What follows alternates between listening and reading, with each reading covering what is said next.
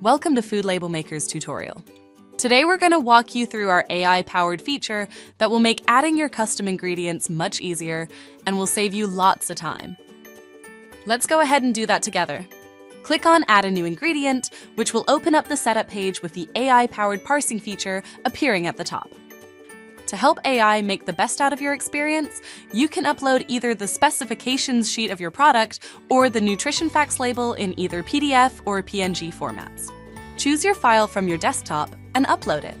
You will receive this pop-up box that confirms your upload and lets you know once it is completed.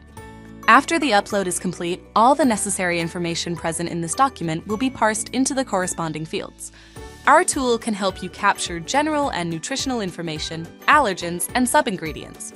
Fill out the rest of the missing fields, and you will have successfully utilized the help of AI to power upload your specs or nutrition labels, making your experience with FoodLabelMaker a lot easier, smoother, and faster with a minimal margin of error. Thank you for tuning in. For more expert tips and insights, stay tuned for our upcoming tutorials.